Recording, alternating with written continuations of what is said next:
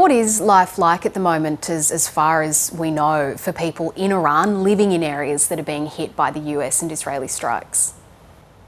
I've been talking to people inside the country, my family members, my friends, and they are very exhausted by the destruction and what has been happening over the past few weeks, in particularly in Tehran, which has been hit more than anywhere else in the country.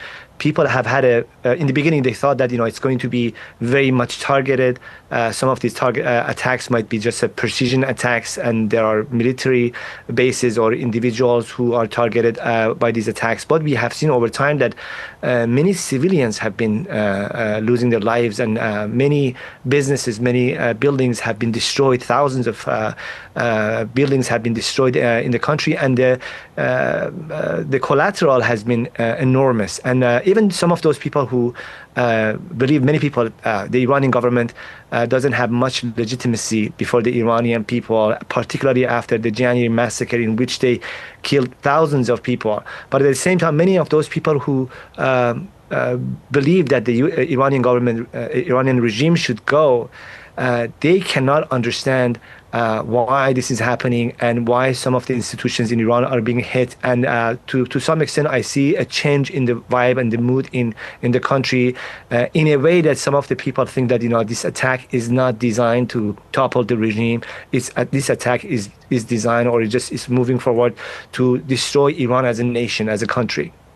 And what about the Iranian regime's response to the war? The state-imposed internet blackout is still in place. There have been reports of executions following that brutal crackdown against anti-government protests earlier this year. How is its response affecting the human rights of Iranians at the moment?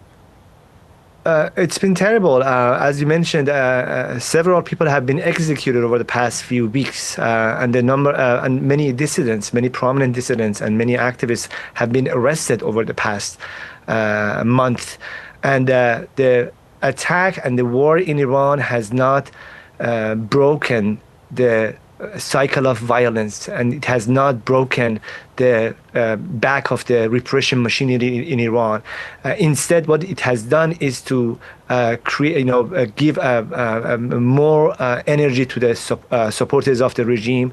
More, it has raised the morale of the loyalists in the country, and they are very much defiant in defending the country or resistance. And it's very much unlike any other project that is designed to topple the regime. If you want to topple the regime, you want to create fractures within the regime. You want to make sure that there are defections, mass defections, and so the regime can fall down.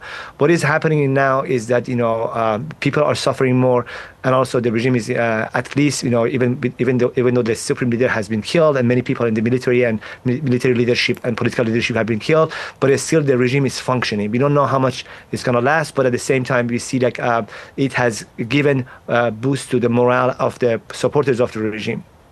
Omid Memarian, thank you very much for your time.